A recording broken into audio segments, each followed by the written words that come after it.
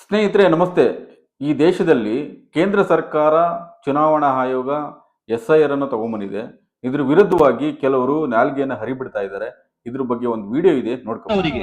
ಕೇಂದ್ರದ ಗೃಹ ಮಂತ್ರಿಯವರೇ, ಈ ಸ್ಪೆಷಲ್ ಇಂಟೆನ್ಸಿವ್ ರಿವಿಷನ್ ತರಬೇಕಾದಂತ ಉದ್ದೇಶ ಏನು ಅಂತ ಸುಪ್ರೀಂ ಕೋರ್ಟ್ ಪ್ರಶ್ನೆ ಮಾಡಿದಾಗ ನಿಮ್ಮ ಅಡ್ವೊಕೇಟ್ ಜನರಲ್ ಅವರು ಏನು ಕೇಂದ್ರದ ಸುಪ್ರೀಂ ಕೋರ್ಟ್ ನಲ್ಲಿ ಹೋಗಿ ಒಂದು ವಿಚಾರವನ್ನ ಹೇಳ್ತಾರೆ. ಇಲ್ಲಿ ಕುಸ್ಬೈಟಿಯಾಗಳನ್ನ ಹಿಡಿಯಲಿಕ್ಕಾಗಿ ನಾವು ಇದನ್ನ ತಂದಿದೀವಿ ಅಂತ ಹೇಳ್ತಾ ಇದ್ದಾರೆ. ನಾನು ಪ್ರಶ್ನೆ ಕೇಳ್ತಾ ಒಂದು ವೇಳೆ ಕರ್ನಾಟಕದಲ್ಲಿ ಯಾವುದಾದ್ರೂ ಬಾಂಗ್ಲಾದೇಶದ ಗಡಿ ಉಂಟಾ, ಪಾಕಿಸ್ತಾನದ ಗಡಿ ಉಂಟಾ, ಅಮೆರಿಕಾದ ಗಡಿ ಉಂಟಾ, ಸೋಮಾಲಿಯಾದ ಗಡಿ ಉಂಟಾ? ಕರ್ನಾಟಕಕ್ಕೆ ಯಾವ ರೀತಿ ನುಸುಳುಕೋರು ಬರ್ಲಿಕ್ಕೆ ಸಾಧ್ಯತೆ ಇದೆ? ಇಲ್ಲಿ ಯಾಕೆ ಸೇರನ್ನು ಮಾಡ್ತಾ ಇದ್ದೀರಾ? ಇದೆಲ್ಲವೂ ಕೂಡ ಯಾವುದೇ ಕಾರಣಕ್ಕೂ ಕರ್ನಾಟಕದಲ್ಲಿ ಇಂಪ್ಲಿಮೆಂಟ್ ಆಗಬಾರ್ದು ಎಂಬುದು ನಮ್ಮ ಪ್ರಥಮ ಆಗ್ರಹ.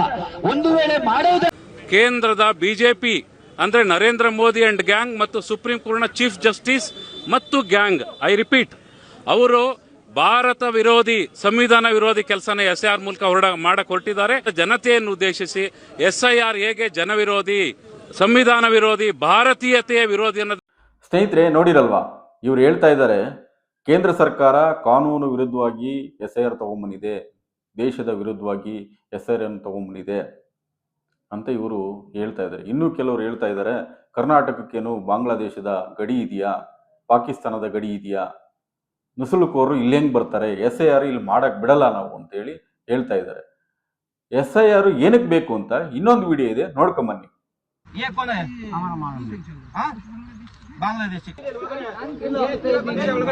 बांग्ला से कौन सा गांव से?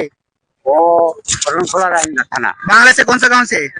थाना रांझा, छोड़नखोला रांझा थाना। आप बांग्लादेश से? हाँ। कितना महीना हो गया इधर पे आके? इधर 1982 से आया।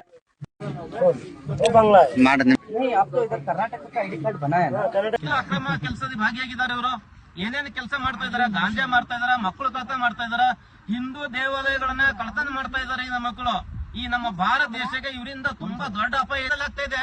ನಮ್ಮ ರಾಜ್ಯ ಅಪಾಯದಲ್ಲಿ ಎಷ್ಟು ಜನ ನುಸುಳುಕೊಳ್ಳೋರು ಇದಾರೆ, ಇವ್ರಿಗೆ ಹಿಡಿದ್ರೆ ಅಟ್ಲೀಸ್ಟ್ ನಮ್ಮ ರಾಜ್ಯ ಆದ್ರೂ ಏನಾಗಿದೆ ಈಗ ವೆಸ್ಟ್ ಬೆಂಗಾಲ್ ನಲ್ಲಿ ಅಲ್ಲಿಂದ ಅಲ್ಲಿ ತುಂಬಾ ಟೈಟ್ ಆಗ್ತಾ ಇದೆ, ಬಾರ್ಡರ್ ಟೈಟ್ ಆಗ್ತಾ ಇದೆ. ಈಗ ಅಲ್ಲಿಂದ ಎಲ್ಲಾ ಬಾಂಗ್ಲಾ ವಲಸಿಗರು ಅಕ್ರಮವಾಗಿ ಬಾಂಗ್ಲಾದಿಂದ ಭಾರತಕ್ಕೆ ಬಂದಿರತಕ್ಕಂತ ಎಲ್ಲರೂ ಕೂಡ ಕರ್ನಾಟಕದ ಕಡೆ ಹೆಚ್ಚಿನ ಮುಖ ಮಾಡ್ತಾ ಇದ್ದಾರೆ.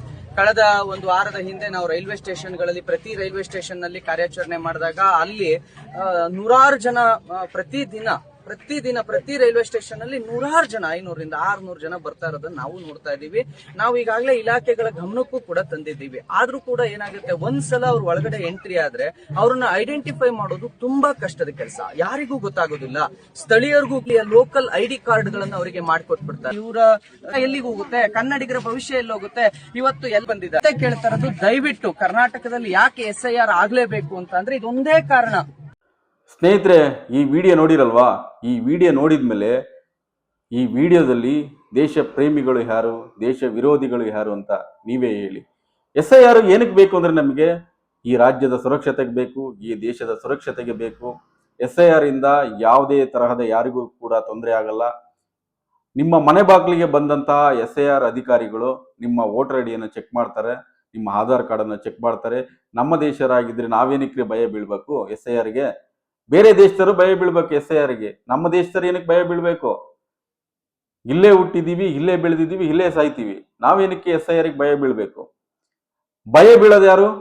ಬೇರೆ ದೇಶದಿಂದ ಬಂದವರು, ಅಕ್ರಮವಾಗಿ ಬಂದವರು, ಯಾರು ಸುಳ್ಳು ಡಾಕ್ಯುಮೆಂಟ್ಸ್ ಮಾಡಿಕೊಂಡು ಇವತ್ತು ದೇಶದಲ್ಲಿದ್ದಾರೋ ಅವ್ರು ಭಯ ಬೀಳ್ಬೇಕು. ಇವ್ರೇನಕ್ಕೆ ಈ ಚಿಂತೆ ಮಾಡ್ತಾ ಇದ್ದಾರೆ ಅಂತ ನಮಗಂತೂ ಅರ್ಥ ಆಗ್ತಾ ಇಲ್ಲ. ಸ್ನೇಹಿತರೆ, SIR ನಮಗೆ ಖಂಡಿತವಾಗ್ಲೂ ಬೇಕು. SIR ಬೇಕು ಅನ್ನೋರು ಈ ವಿಡಿಯೋನ ಶೇರ್ ಮಾಡಿ.